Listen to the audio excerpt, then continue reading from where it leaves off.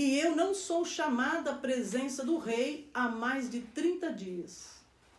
Quando Mardoqueu recebeu a resposta de Ester, mandou dizer-lhe: não pense que, pelo fato de estar no palácio do rei, você será a única entre os judeus que escapará. Pois se você ficar calada nesta hora, socorro e livramento virão de outra parte para os judeus.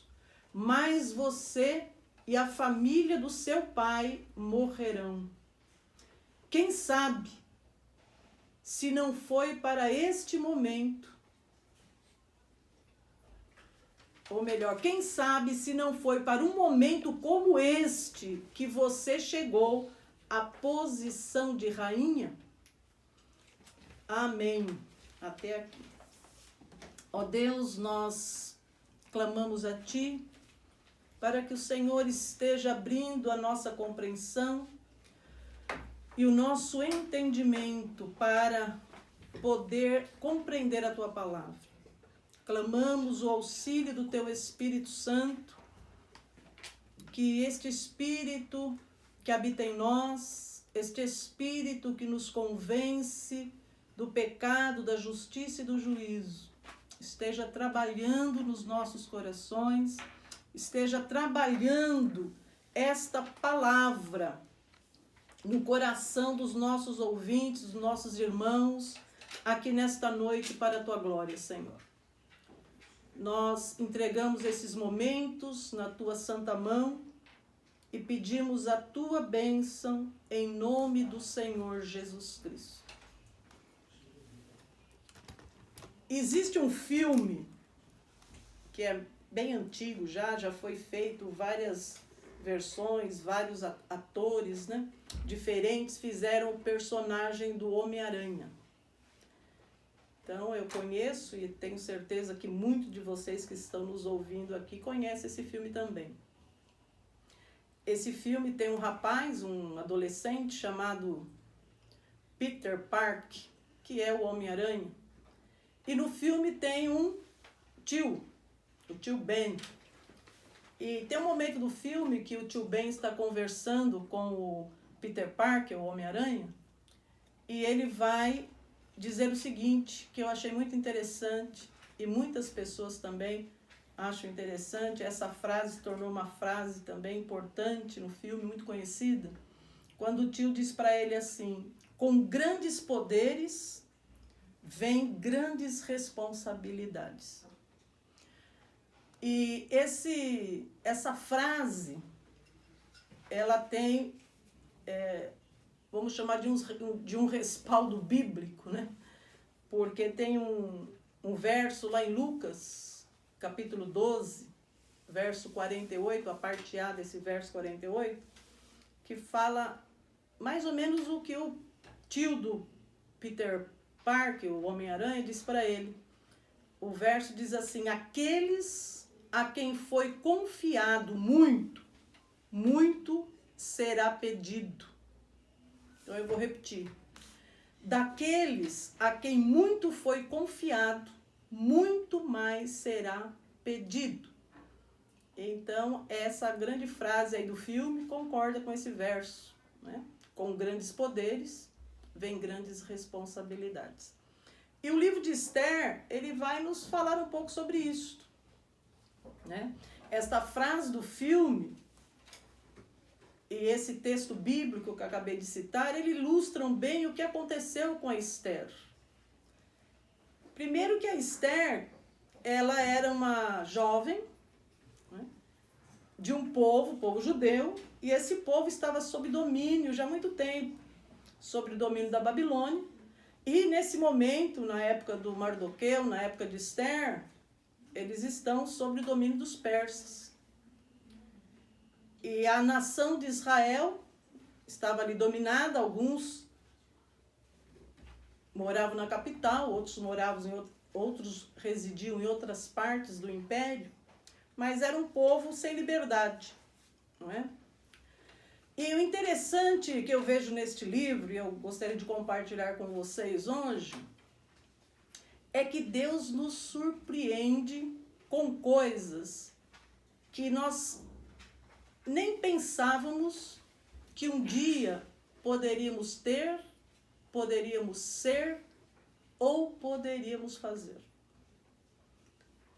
Então eu vejo nessa moça, uma moça comum, não tinha nada de excepcional em Esther.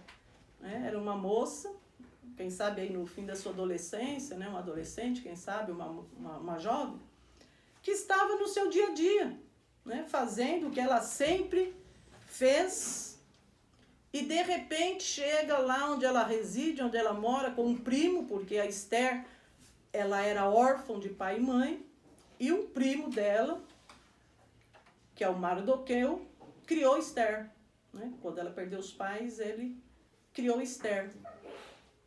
E, de repente, essa moça está lá no seu dia a dia, nos seus afazeres, chegam funcionários do império, funcionários lá do palácio do Xerxes, que era o imperador persa nessa época, e levam Esther, porque eles estavam passando por todo o império, pegando moças, as moças mais bonitas, porque o rei Xerxes tinha destituído a rainha Vasti, e agora ele estava, então, fazendo, eu vou chamar aqui de um concurso de beleza lá na Pérsia, para poder escolher a futura rainha. E o texto vai dizer que a Esther era uma moça bonita, uma moça que chamava atenção pela sua beleza. E, de repente, aquela moça, em função disso, teve toda a sua vida virada dos pés para cima. Saiu do seu cotidiano, foi parar no palácio, dentro do harém do rei, e ali junto com outras moças, que vieram várias moças, que ficaram ali durante um ano sendo preparadas para entrar pela primeira vez na presença do rei. Então a gente percebe que Deus nos surpreende, irmãos, com coisas que nós não estamos aguardando, não estamos esperando, nunca passou pela nossa cabeça que pudesse acontecer conosco um dia. E a gente vê que essas surpresas que Deus faz na vida de muitas pessoas, não acontece só com Esther. Se nós formos para o relato bíblico, nós vamos ver Abraão, lá na casa dele, junto com a família dele, e de repente chega ali e Deus se manifesta de uma forma que nós sabemos, e chama este homem e diz para ele sair da terra, sair da parentela, e Deus faria dele uma grande nação. Quem sabe Abraão foi tão surpreendido quanto Esther foi. E aí nós podemos enumerar muitos personagens bíblicos. Moisés, cuidando lá do seu dia a dia com o seu rebanho, lá o rebanho do sogro. De repente uma sarça que queima e nunca se consome, chama atenção.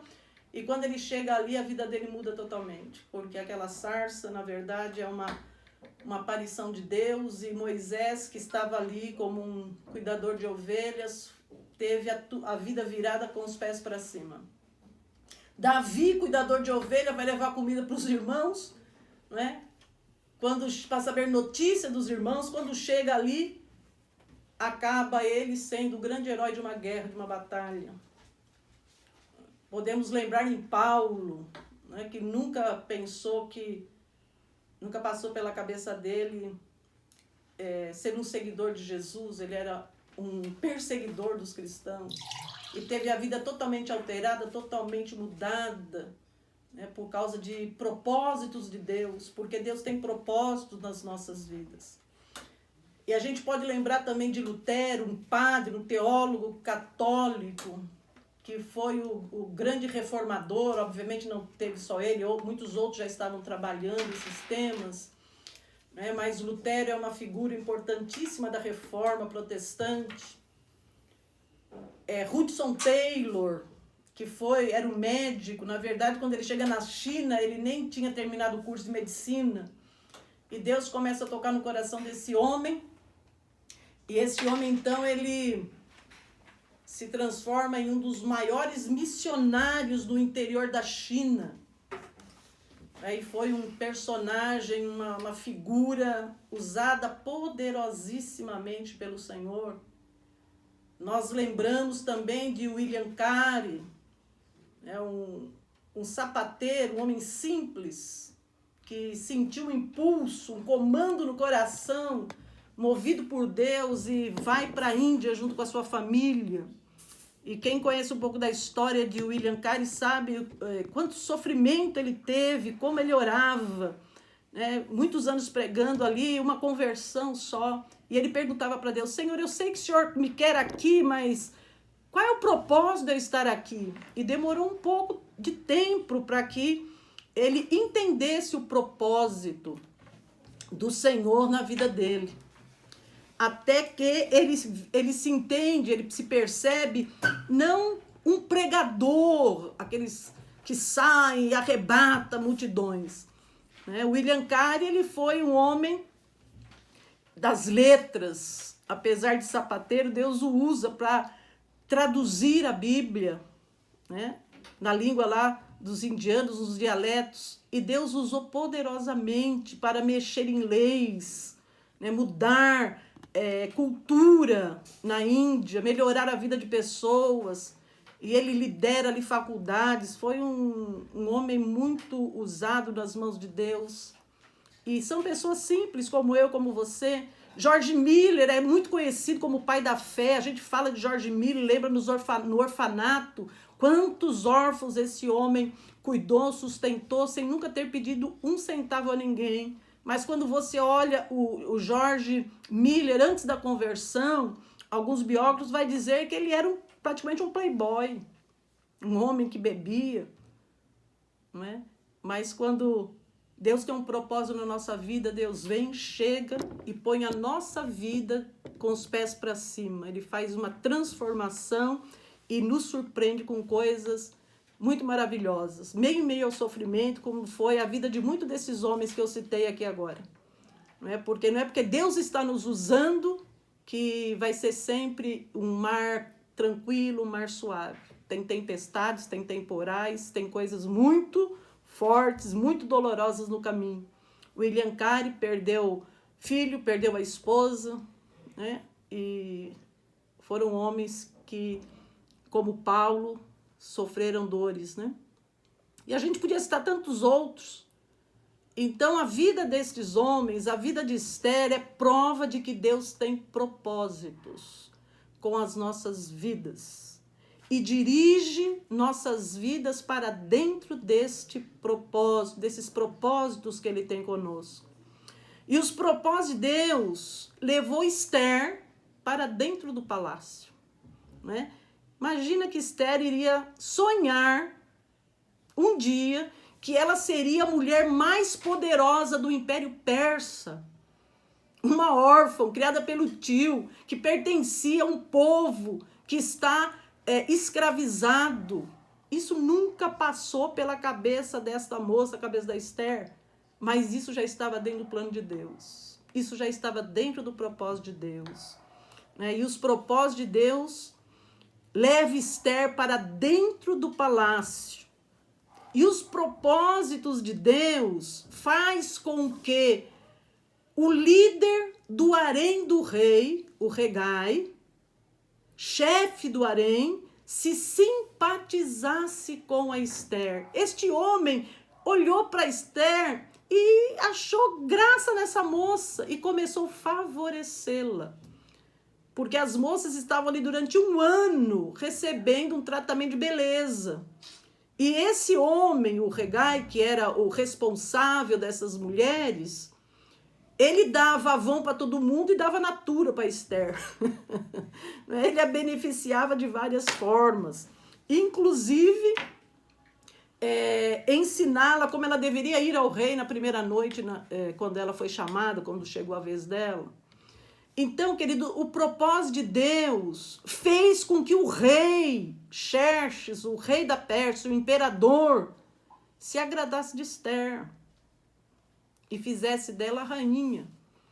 Então, quando Deus tem propósito com as nossas vidas, Ele vem, nos surpreende, vai mudando as circunstâncias, vai abrindo os caminhos, vai nos conduzindo pela sua soberania, pela sua graça, e muito antes da gente ter o encontro com Deus, muito antes da gente começar a se despertar para essa realidade desse Deus, ele já tinha escrito a nossa história, já tinha propósito com as nossas vidas, né? Já estava preparando as coisas. E essa Esther, ela vai se perceber dentro desse propósito. Esse texto que eu li no capítulo 4, um trecho do capítulo 4, vai colocar o primo da Esther, o Mordecai, sentado na porta do palácio, ali em frente ao palácio, triste, angustiado, com as vestes rasgadas, jogou pó sobre si. Por que ele estava nessa situação? Esther não sabia. As moças que trabalhavam lá para Esther, as funcionárias do palácio, chegaram para Esther e falaram assim, o teu primo está lá na porta do palácio nessas condições. Aí Esther, mas por quê? Não sei, vai lá saber. Quando chegou lá, a tristeza do Mardoqueu era que um homem chamado Amã tinha baixado um decreto autorizado pelo imperador para que todo o povo de Israel, que morava ali no império, todo o povo de Israel, fossem destruídos, mortos, no último mês daquele ano. Então estava, por onde chegava a ordem do rei, quando chegava lá a pessoa para anunciar nas províncias, esse decreto do rei era pranto dentro das casas de Israel. Havia uma sentença de morte para todo judeu. E Mardoqueu, quando informa isso para as moças, as funcionárias lá da Esther, ele faz um pedido, ele fala, olha, diga para Esther entrar na presença do rei e suplicar misericórdia para nós. Então as moças retornam, explicam para Esther o que estava acontecendo e falam o pedido do primo. Olha, ele pediu para você ir na presença do rei e suplicar pela vida do povo judeu. A Esther mandou de volta essas funcionárias falar para o Mardoqueu. Olha, todo mundo sabe, desde o menor até o homem mais culto e de maior cargo aqui dentro do império, que ninguém pode entrar na presença do rei sem ser chamado. E já faz um bom tempo que o rei não me chama. Faz mais de 30 dias que eu não sou chamada na presença do rei. Ou seja, se eu for lá, eu vou morrer.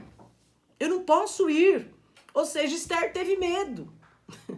E um medo compreensível, porque ela é um ser humano.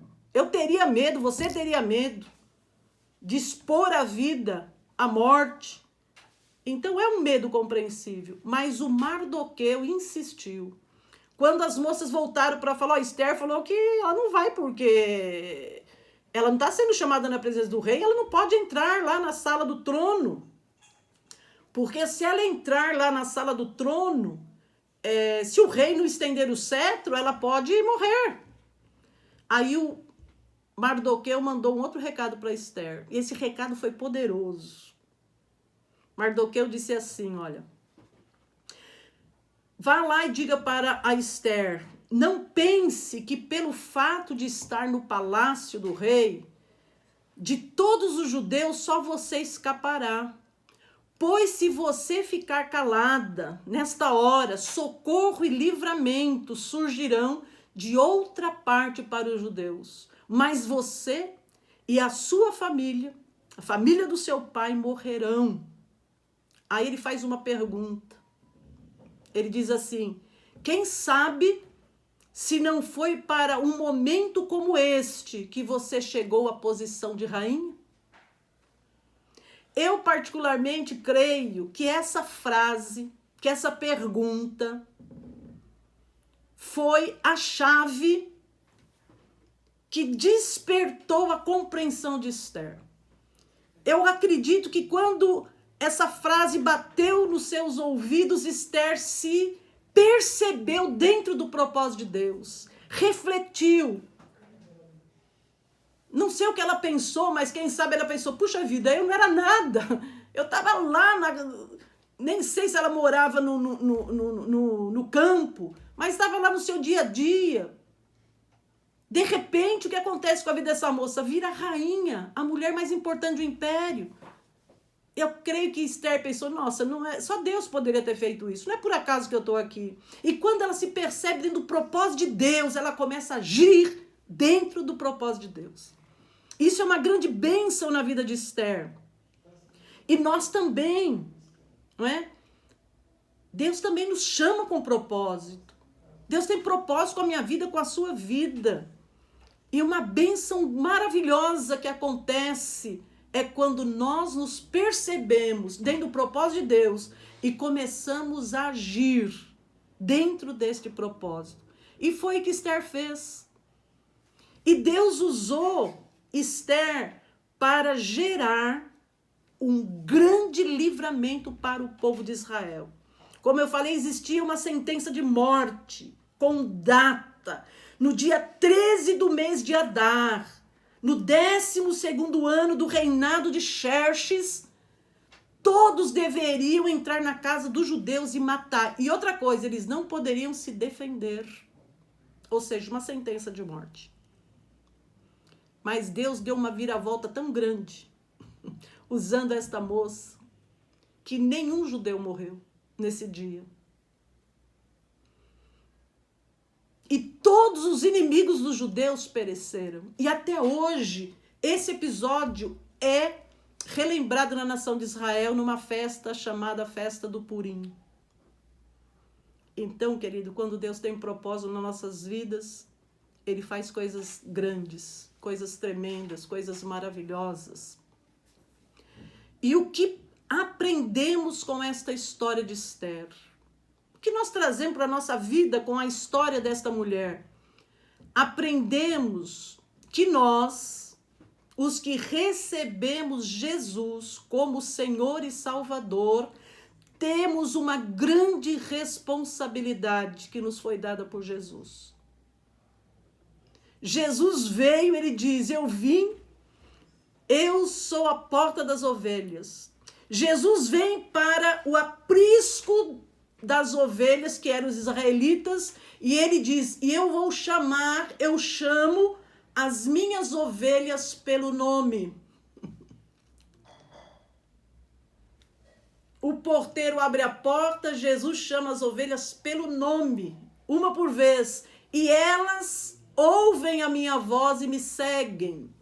Então, meu querido, Jesus vem ao mundo e Jesus começa um grande movimento de libertação com 12 homens. 12 homens, os 12 apóstolos.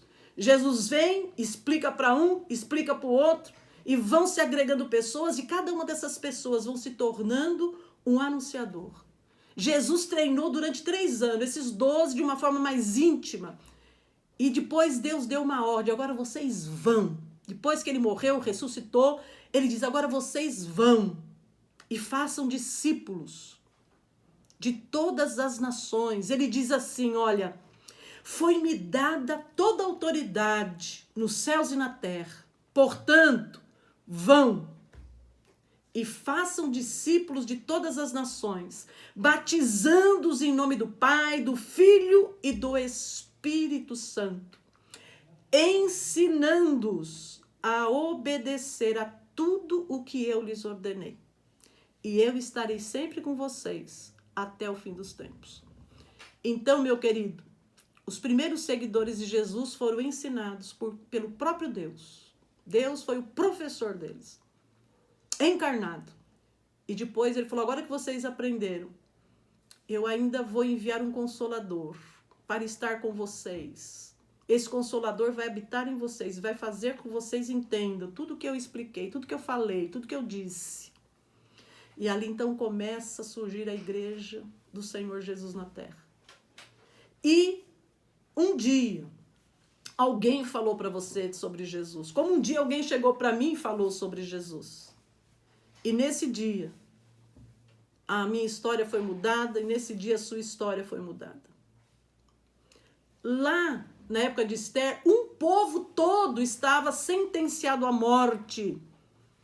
E eu quero dizer para você que a humanidade está sentenciada à morte. Todos nascem sob condenação. É isso que as escrituras dizem. Existe um tipo de morte que todos nós já somos habituados, que é a morte física. Eu já enterrei meus avós, já enterrei minha mãe, já enterrei amigos. Quando eu falo enterrei, estive lá, né? No sepultamento. Então existe uma morte que todos nós conhecemos, vimos, somos feridos e machucados, entristecidos, que é a morte física. Quando a pessoa deixa de existir neste mundo. Mas a Bíblia fala também de um outro tipo de morte, que é a morte espiritual. E o que é esta morte espiritual? É a separação eterna de Deus, onde a pessoa viverá em um lugar de tormento eterno. Esta morte espiritual é o grande problema. Então, qual é a situação da humanidade? Portanto, da mesma forma, olha o que a Bíblia diz, portanto, da mesma forma como o pecado entrou no mundo por um homem, que é Adão, pelo pecado entra a morte, e assim também a morte veio a todos os homens, porque todos pecaram. Então eu li um verso, mas tem outros versos que explicam sobre esta morte, que não é a morte física. Então nós temos dois tipos de morte. A morte física, que a gente vai ser sepultado lá no cemitério, e uma outra morte, que é uma separação eterna de Deus, e quem morre essa morte vive em tormento eterno. Mas Deus trouxe uma solução para isso, porque Deus é bom, não é? Então Adão, quando peca, morreu e toda a humanidade morreu com ele. Mas Deus trouxe uma solução. Qual é a solução? A Bíblia diz assim, olha, porque Deus amou o mundo que deu o seu Filho, amou tanto o mundo que deu o seu Filho unigênito, para que todo aquele que nele crer não pereça, mas tenha vida eterna. Então, a forma de se livrar da morte espiritual é simples. Nós não temos que fazer esforço algum a não ser crer. Crer e receber Jesus como Senhor e Salvador. Mas há uma pergunta na Bíblia. E qual é a pergunta? Como crerão se não há quem pregue? Se ninguém chegasse na minha casa para falar do amor do Cristo, para mim, para minha família, nós estaremos até hoje vivendo aquela vida miserável de brigas, de intrigas, né? E, sobretudo, mortos espiritualmente. E se nós tivéssemos morrido naquela ocasião, naquela época, estaríamos no inferno, sem Deus, sofrendo. Eu quero dizer para você, meu querido irmão, Deus quer usar os filhos dele como proclamadores. Do mesmo jeito que Deus usou Esther, do mesmo jeito que ele usou Moisés, do mesmo jeito que ele usou os missionários na África, na Índia, na China, Deus quer usar você como proclamador. Toda pessoa que recebeu Jesus como Senhor e Salvador é luz do mundo e sal da terra. Não porque nós somos melhores do que ninguém, mas é porque nós nascemos em Cristo pela fé. Nós ouvimos que Jesus morreu na cruz pelos nossos pecados e pela bondade e graça de Deus, o Senhor nos ajudou a crer e nós cremos e os recebemos e isso mudou totalmente a nossa vida. E a Bíblia diz assim, olha, quem traz uma candeia, quem traz uma lamparina e coloca essa lamparina debaixo da cama? Ninguém, porque a lamparina é para clarear, né? Então esse verso diz o quê? Que nós, que já recebemos Jesus como Senhor e Salvador, porque alguém veio falar dele para nós, nós temos por obrigação de falar dele para outros. para que essas pessoas também tenham esse encontro maravilhoso com o Senhor Jesus Cristo. Esther, no primeiro momento, ela teve medo. No primeiro momento que ela foi solicitada para ir na presença do rei, do imperador, ela teve medo. Para agir em favor do povo. Ela se intimidou, ela se encolheu, ela se amedrontou. Se Esther tivesse permanecido medrosa, temerosa, encolhida, o povo teria perecido. Ou Deus teria levantado uma outra pessoa, uma outra situação para salvar o povo. E Esther ficaria lá na sua tristeza e na sua angústia, porque não agiu. Mas Esther resolveu no coração crer e assumir a responsabilidade que Deus colocou nas suas mãos. E Deus lhe foi favorável, porque, afinal, quem trouxe a bênção sobre o povo foi o agir de Deus através de Esther. Não foi Esther, Esther é um instrumento de Deus. Esther é apenas um veículo que Deus está usando, mas quem traz libertação, quem vira o jogo na vida da pessoa é Deus. É Deus. E Esther só precisou ir em fé. E Deus fez o resto. Esther só precisou entrar na presença do rei.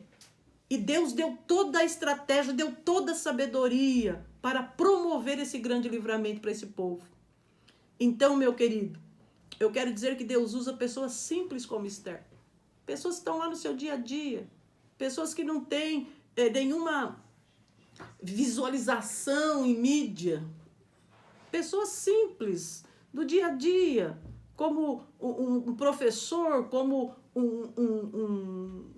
uma pessoa que atende você no balcão de uma padaria, alguém que sai da sua casa e vai lá para a metalúrgica, que vai numa loja para vender roupa. Deus usa pessoas comuns.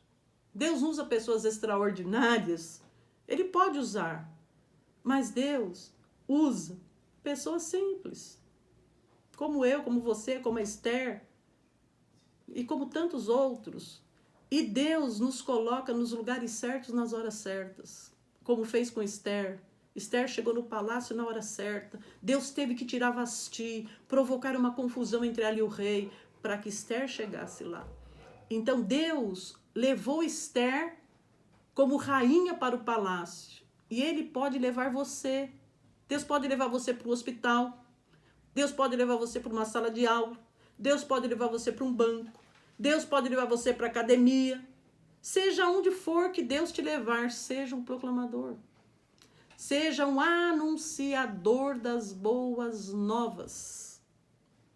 Quando você vai visitar um parente, quando você vai comer com um amigo, seja um proclamador. Seja luz.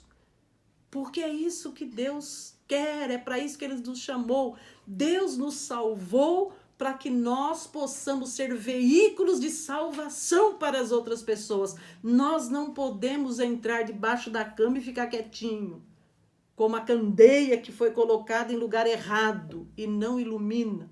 Deus vai te usar, quer te usar e vai te usar muito para a glória dele.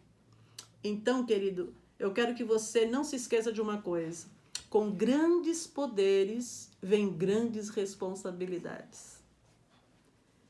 Daqueles a quem foi confiado muito, muito mais será pedido. Então, vamos todos na dependência de Jesus. E através do poder do Espírito Santo, cumprir a ordem de Jesus. Porque Ele está conosco. Ele está com você. É Ele quem vai fazer. Nós simplesmente nos dispomos. Nós simplesmente abrimos a boca. Como foi que a mulher samaritana trouxe toda uma cidade para ouvir Jesus falar? Contando o que Jesus fez na vida dela.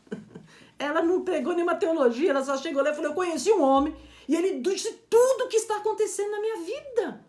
Ele contou toda a minha vida para mim. Será que ele não é o Messias? Olha que mensagem mais simples. Não é simples, irmãos.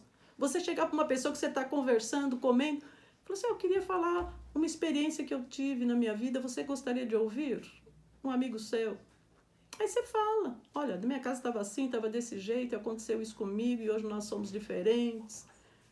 É simples. E olha que bênção. Portanto, Jesus falou, vão e façam discípulos de todas as nações, batizando-os em nome do Pai, do Filho e do Espírito Santo, ensinando-os a obedecer a tudo que eu lhes ordenei.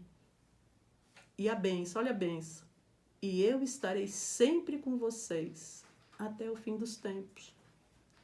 Ou seja, toda vez que nós estamos caminhando, toda vez que nós abrimos a nossa boca para proclamar, Deus está perto, Deus está conosco, Deus nos orienta de forma graciosa. Então, meus irmãos, vamos juntos aprender a fazer isso, né? Porém, como eu disse, nós podemos começar e devemos começar com muita simplicidade, como a mulher samaritana, né? Que simplesmente chegou e contou, olha, eu conheci um homem chamado Jesus que disse tudo sobre a minha vida, tudo que estava acontecendo. Será que ele não é o Cristo? Porque quando nós nos encontramos com Jesus, o nosso coração queima. O olhar de Cristo é penetrante na nossa vida. Quando ele chega, tudo muda. E qual privilégio poderia superar o privilégio de poder servir ao Deus único e verdadeiro, poder ser o seu representante na terra, o seu embaixador, poder falar com muito amor, com muito carinho para as pessoas sobre esse Deus que é amoroso, sobre esse Deus que veio para nos salvar. Deus veio para dar vida. Deus não quer que eu morra e vá para um lugar de tormento. Deus não quer que você morra e vá para um lugar de tormento. Deus quer que você venha para Ele. Deus quer te tornar um filho amado. Deus quer te tornar uma pessoa segura, firme, salva, feliz, alegre, satisfeita nele. É como eu disse, os missionários eram pessoas alegres, pessoas satisfeitas com aquilo que Deus fez na vida deles, mas passaram por grandes dificuldades. Mas esse Deus é tão maravilhoso. Quando nós o conhecemos na experiência da vida, nós vamos começar a experimentar coisas que ninguém pode explicar. Uma paz no meio de uma tempestade. Um conforto no meio do desconforto. Porque é algo que acontece dentro de nós. E a fé tem esse poder. A fé nesse Deus que veio ao mundo por amor a mim, por amor a você. Este Deus que veio nos livrar desta morte eterna. Esse Deus que se doou a si próprio e sofreu como homem na cruz. É Ele que quer que você venha para Ele. Ele pode mudar todas as coisas. E, sobretudo, Ele pode te dar vida. Então, meu querido irmão, vamos proclamar, vamos aprender a fazer isso.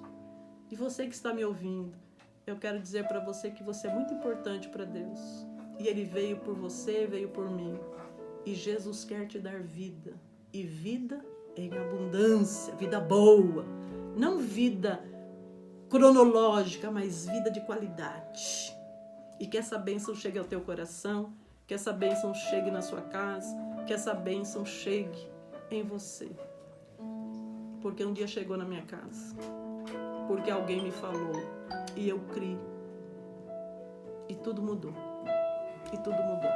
E eu quero muito que essa bênção chegue na vida de muitas pessoas para a glória do Senhor. E eu quero te abençoar hoje, em nome de Jesus. Quero orar por você, para que você tenha esse encontro maravilhoso com o Deus que é Criador de todas as coisas, que te criou e te ama e te quer de volta para o lar, para a casa do Pai. Amém, querido? Ó Deus, em nome de Jesus, eu coloco todas as pessoas que estão nos ouvindo hoje nas tuas santas e poderosas mãos.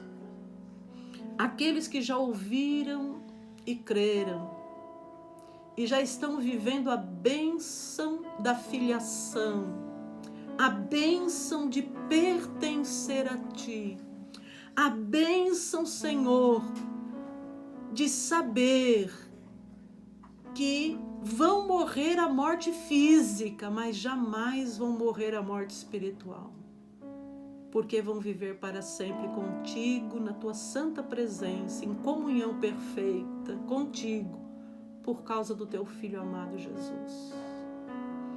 Ó Deus, eu peço que o Senhor esteja trabalhando no coração daqueles que ainda têm dúvidas sobre a palavra, sobre as Escrituras, que ainda têm resistência no coração para acreditar. Que o Senhor os ajude a crer.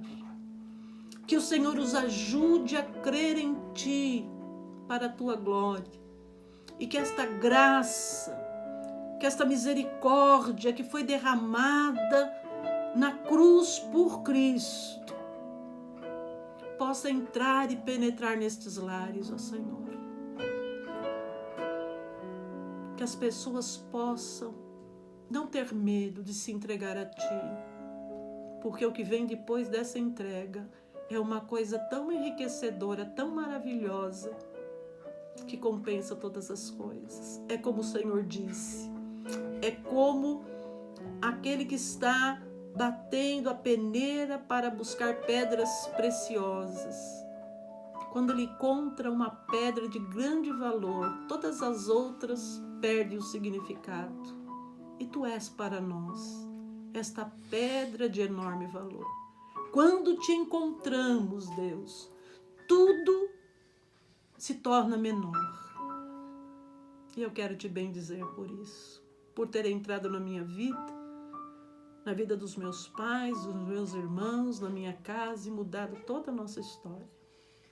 E eu quero Te agradecer, porque Tu ainda está fazendo isto, Senhor, entrando nos corações, entrando nos lares, entrando nas casas, para mudar histórias. E eu quero Te bendizer por isso, Te agradecer, em nome do Senhor Jesus. Amém. Que Deus Te abençoe. E meus queridos irmãos